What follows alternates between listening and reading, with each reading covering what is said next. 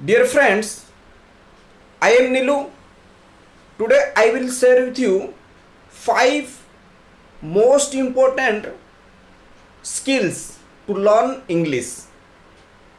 English शिखा पांचटी जो मोस्ट इम्पोर्टेंट स्किल्स अच्छी आज तुम मान सहित शेयर करी. बट बिफोर दैट जदि आपण मोर चैनल टी को सब्सक्राइब करना ताहले सब्सक्राइब कर दियंतु आ पाखे थिबा बेल आइकन को प्रेस कर दियंतु. चलंतु स्टार्ट करिबा ए जो 5 important skills to learn English. 5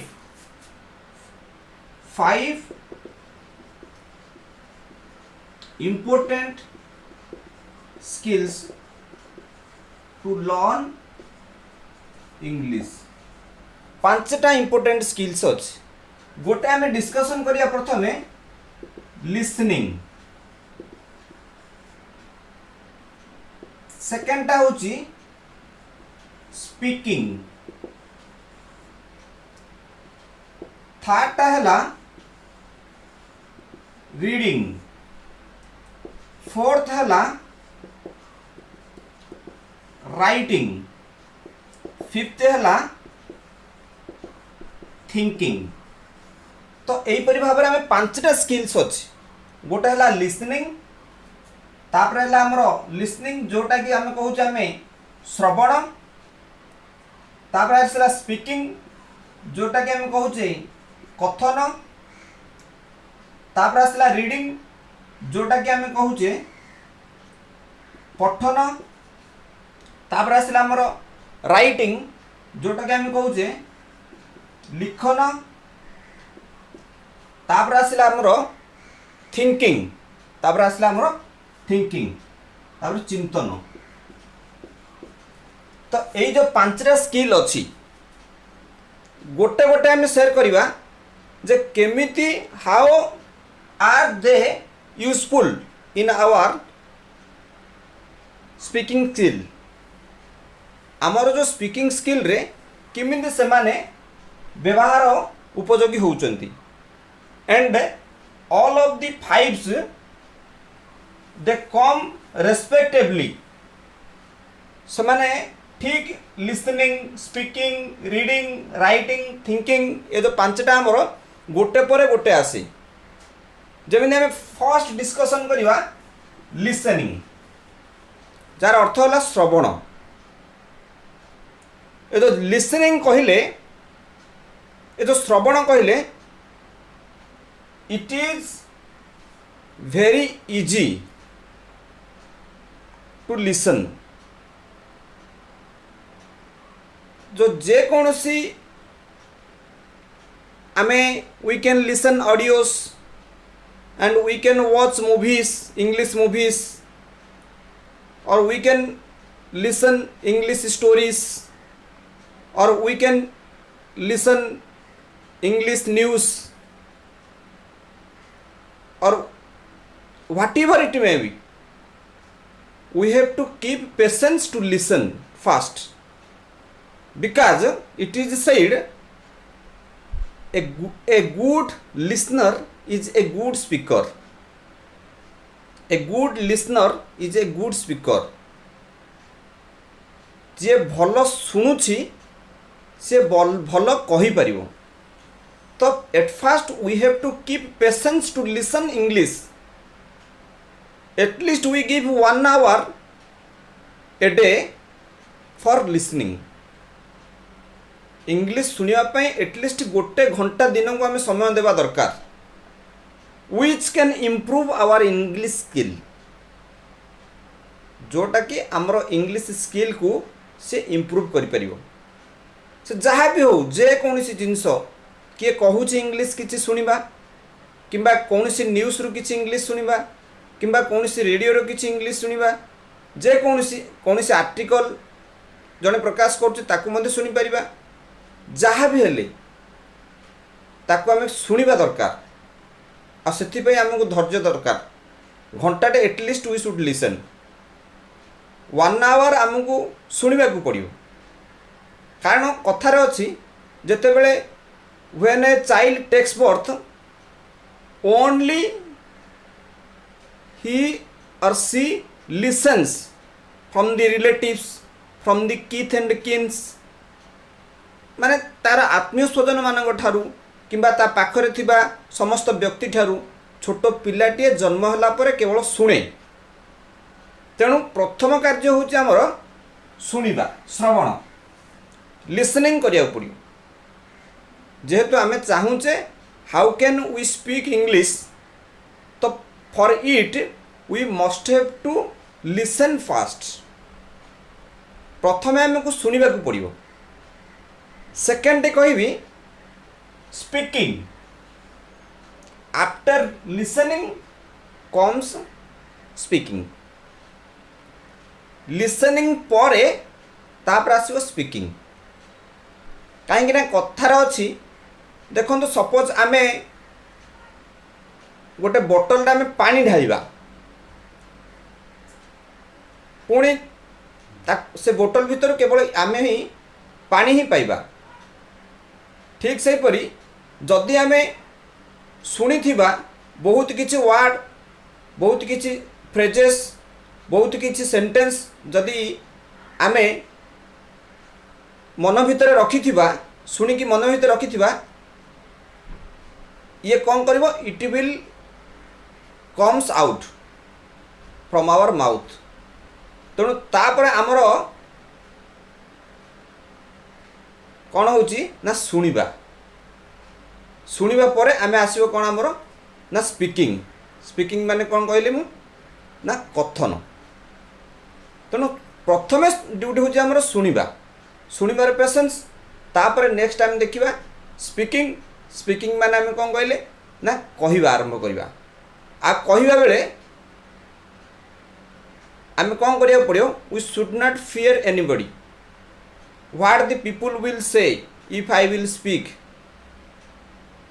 आमे जो गोटे कथा मन भीतर देखुचे, मु काले कुआडे मु खराब इंग्लिश कहिबी, मते किए कौन कहिबो, ए सब मेटरटा को आमे छाड़ देबा को पड़ियो। कारण the people's duty they will speak whether you tell wrong और राइट इंग्लिश। तमे सठिक इंग्लिश कुह किंबा भूल इंग्लिश कुह, जो माने निंदुक से माने निंदा करिबाटा ही करिवे। तेणु आमे ताकू फोकस देबा दरकार नाही। कहीं जे कौन सी a good speaker when he tells fast, माने से जे भी भल स्पीकर ही थाउ, से प्रथम जो कहूला सी मध्य स्टार्ट रे भूल ही कहूले। आउ slowly and gradually everything becomes rectified. माने धीरे धीरे ऑटोमेटिक आमे कहिबार किछि दिन पर अभ्यास हो गला परे, जेमिति आमे कहूचे practice makes a man perfect. अभ्यास बळे शिशु जथा, शिखई क्रमे कही कथा। माने धीरे धीरे ऑटोमेटिक कही केते दिन कहिबा परे ऑटोमेटिक आमर मध्य सठिक हे आसीबो। तेणु कहिबा बेले केवल आमे अन्य माने कोन कहिबे ताको आमे देखिबा दरकार नाही। आमे जेतिकी पारुचे, आमे जेतिकी पारुचे सेतिकी आमे कोन कहिया पड़ो ना इंग्लिश कहिबा को पड़ियो।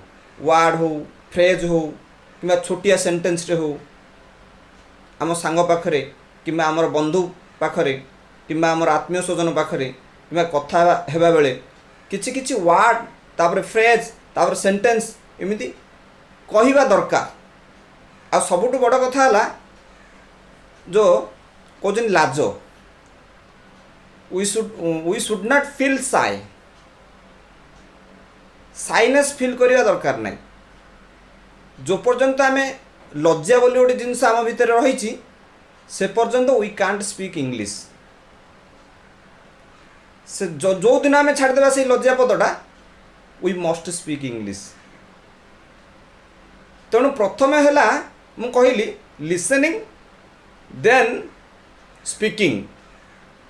कहीं इमिति समाज रे बहुत लोक अच्छा they can understand everything what the others say, but they can't express because they don't have practice. समाज रे बहुत लोक अच्छा जो माने बहुत माने जो माने अन्य मानकटू शुणिक बुझी जाती किंतु से माने प्रकाश करि पारंती नाही। गोटे प्रोब्लेम से मानकर होची से माने केबे हेले प्रैक्टिस करना हांती। तो ये हला हमर गोटे कथा speaking and after speaking will come reading जहाँ को आम कौचे पठन। स्पीकिंग परे आमर आसो तापर कौन रीडिंग। रीडिंग माने हला पठन। तो जे कौन सी आम 1 आवर प्रति जो 5 घंटा अच्छी 5टा जो आम कहली to each and every skill will give 1 hour. प्रति स्किल को आम गोटे घंटा लेखे देवा दरकार। जदि घंटा लगे देबा I can give you assurance you can improve a lot in English language with in 1 month. 1 month भितर आपण इंग्राजी बहुत बढ़िया शिखिपारे। 5 घंटा जदि समय देबा गोटे गोटे स्किल को गोटे गोटे घंटा। तो जो नेक्स्ट स्किल हम डिस्कशन करछे रीडिंग पठन। पठन आम कह कौन पढ़ी व्हाट विल आई स्टडी और what will I read whatever it may be story it may be amusing articles it may be what novels जे कौन सी आम आखिया गुटे जहाँ पढ़ला and which gives us amusement. आमको जे कौन सी आर्टिकल आमको आनंद लगुच पढ़ापी जी आमको टे खुशी प्रदान कर जो आर्टिकल पढ़ले इंग्लीश रे छोटिया छोटिया सहज सरल इंग्लीश लेखा थिबा जे कौन सी जिनस को आम पढ़ा दरकार एटलिस्ट 1 आवर आम पढ़ा दरकार। किंतु वर्तमान आम देखा गोटे कथा ट्यूशन करुवा समय मु बहुत कथा देखी जिते बेले गोटे पिला गोटे छोटिया पिला छोट पिला जिते बेले एंट्री करे कोचिंग रे माने आमर टीचर मानकर प्रोसेस अच्छी जे सेमाने आमे प्रथमे से मानक सुनेइबे काना LSRWT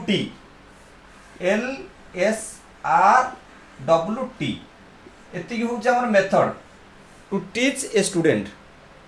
गोटे स्टूडेंट को पढ़ा पे हमर एतिक होउछ मेथड माने गोटे पर गोटे आसीबो। तो प्रथम है लिसनिंग आम देवु सबुदिन किसी ना किसी टीचर कहे ताकू से छोट पिला को जमी मु कहली छुआटी जन्म है से केवल शुणे ही तापर किछि दिन पर से शुणी सारिबा परे कहवा आरंभ कर दिए। ठीक से ही प्रोसेस सब जाक माने जन्मरू जमी गोटे शिशु शिखुची तार मातृभाषा को ठीक से जेकोसी ज्ञान को आम आहरण करवा ए जो प्रोसेस देकर ही आम शिखा। तेणु कौन करे मासे 2 मास आसला परे गोटे मासे 2 मास ना केवल गोटे 15 दिन आसी जदि से पिला को किसी न दि जाए लिखापी कि किसी न लिखि पारला ताहले पिला मानकर बापा माँ मैंने कंप्लेन करती सार किसी आसलानी सार किसी लिखि पारलानी। तो ये प्रकार भाव में बहुत कंप्लेन आसे किंतु आमे बुझिबा दरकार जे प्रथमे पिलाटी जेतेबेले जाउची से सुनु तापर किछि दिन पर से कहिबो कहि सारिबा पर तापर पढ़िबो 4 नंबर स्टेज रे आसीबो से लिखिबो। आ जो लिखिबाटा 4 नंबर स्टेज जदि एई प्रकार उपाय जदि पिलाटी पढ़े ताहले निश्चित तार माने से जहाँ भी पढ़िथिबो जो 3टा स्किल रु से निश्चित भल करिबो राइटिंग कला बेले आ से भूलिबो नाही मध्य। तो ये जो रीडिंग आसला मु कहली जे कोनोसी आमको माने आर्टिकल हो स्टोरी हो नोवेल्स हो ड्रामा हो इंग्लिश रो ताको आमे पढ़िबा दरकार। Patiently we should read. तापर आसला हमरो after reading will come writing. Reading परे पठन परे आसला लिखन प्रक्रिया लेखिबा लेखिबा दरकार। आम कहवा कौन लिखा ना कौन से गोटे देखी लेखा लिखिपर कि आम we can write our daily routines और डेली डिड्स दैनिक कार्य जहाँ कले आम ताकू लिखा ए सब माने जेकोसी जिनस गोटे किसी ना कि गोटे आर्टिकल लिखा जहाँफल आ सबुठू मु कहबी listening is the easiest of 5 skills and writing is the most difficult skill of the among the 5 skills. सब ए 5टा स्किल भितर लिसनिंग हूँ सहज सबुठारु सहज कहीं आम शुणा केवल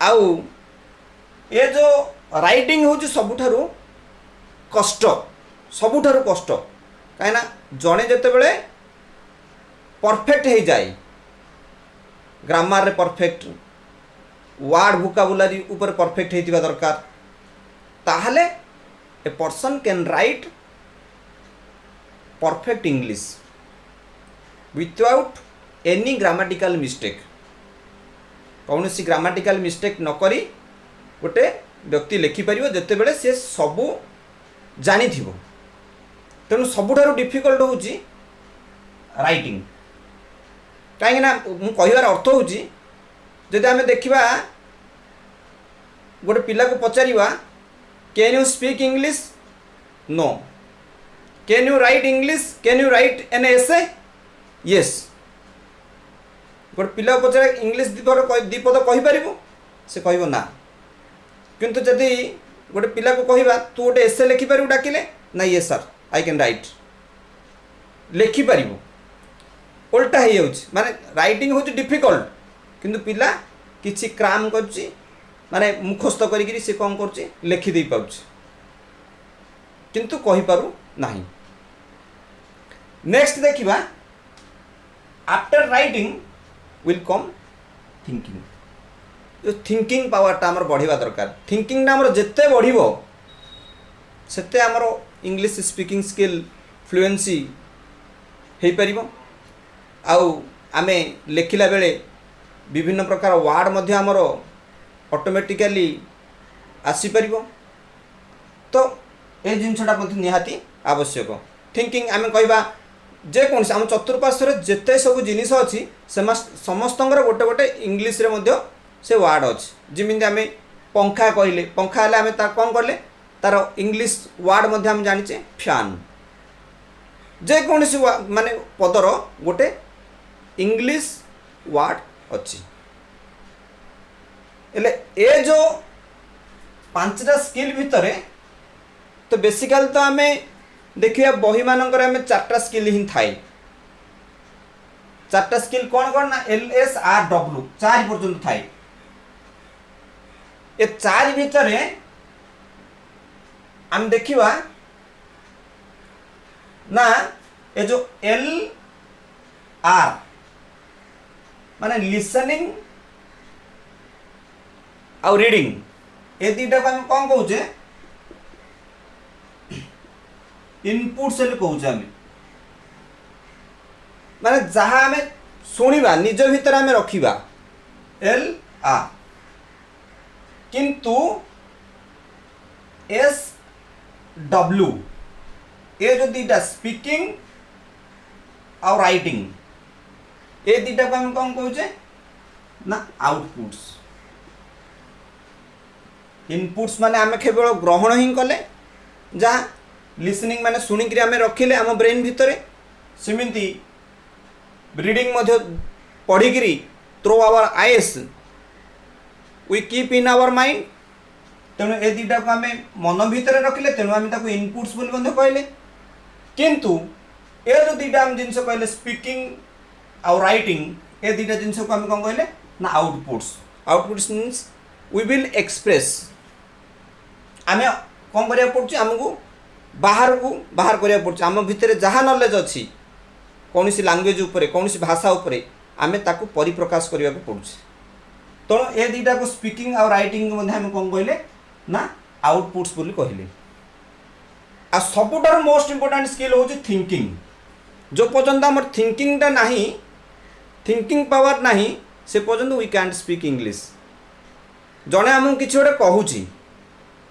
आम ब्रेन ऑटोमेटिक ट्रांसलेट हो जावा दरकार ताहले आमे कौन करिबा इंग्लिश कहि परिबा।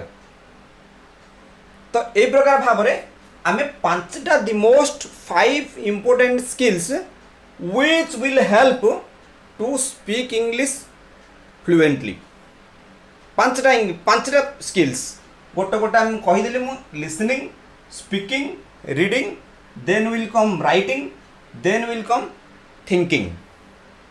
ये जो पांचटा स्किल ओडिया रे मध्य मु कहिछि श्रवण कथन पठन लिखन चिंतन ए पांचटा स्किल गोटे पर गोटे आसे। यही जदि पांचटा स्किल ऊपर जदि आमे if we will focus on this 5 skills then I will give assurance that you must speak English fluently and you can be perfect in English perfect हो पारिबा किंबा आमे इंग्लिश कहि पारिबा सब किछि करि पारिबा किंतु आमको प्रॉपर टाइम देबा दरकार घंटाटे लागे समय देबा दरकार। आ सबुदिन मु गोटे कथा कहिछि when you start your speaking the people will say many things. We should throw their bad comments into the dustbin. After that we can go ahead. आमे ये जो सेमानଙ୍କର बैड कमेंट्स सुनला परे आमे ताकू गुरुत्व न देकी सेमानଙ୍କର बैड कमेंट को डस्टबिन रे पकेइ दा दरकार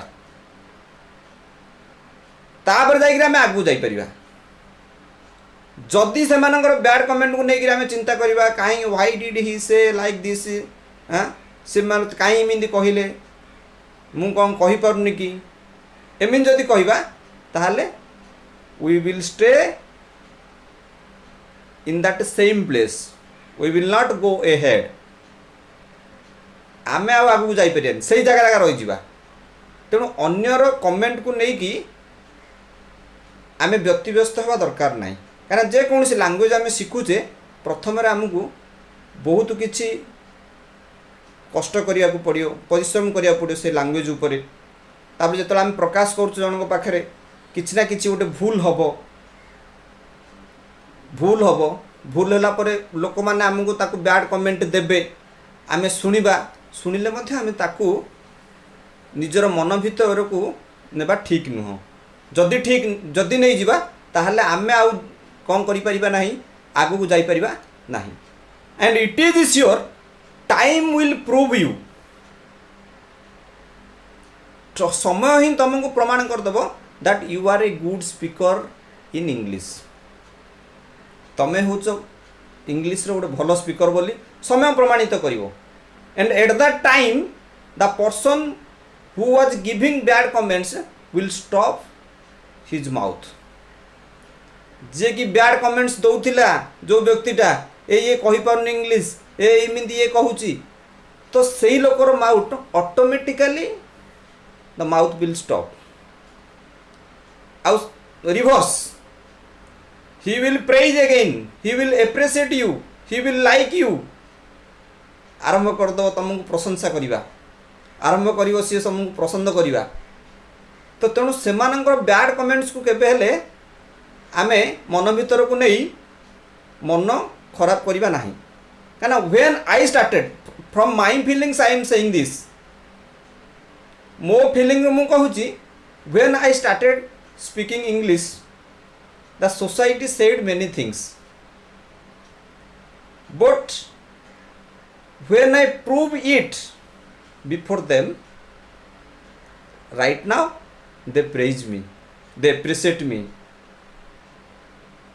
तो समय को आम अपेक्षा करिया पड़ियो समय को जदि अपेक्षा करिबा निश्चित से माने जो हमको बैड कमेंट्स दौथिबे निश्चित से माने हमको परवर्ती मुहूर्त रे से माने को प्रशंसा करिवे सम्मान मध्य देवे सबकि समाज रे भल जड़े जदि इंग्लिश कहि पारुछे आज तो आम जानीचे English language is a bread honour language जन जदि इंग्लिश दीपद जानी समाज रे ताहले माने he gets much more respect and prestige in the society as well as he earns money पैसा मध्य रोजगार करें जे कौन से आम इंटरव्यू फेस करवा English speaking is most important माने जे कौन स्तर में आम जाइचे जदि दीपद इंग्लिश कहूचे ताल आमर सम्मान मध्य रोचे। तो डियर फ्रेंड्स मोर कहबार अर्थ है ये 5टा स्किल उपर we should give focus at least 1 hour to each skill जदि देबा automatically within 1 month we can improve our skills. Okay जदि वीडियो मोर भल लगिला ताहले निश्चित गोटे लाइक करिवे शेयर करिवे आउ कमेंट करने को भूलिए नहीं। Thank you dear friends for watching this video. Thank you.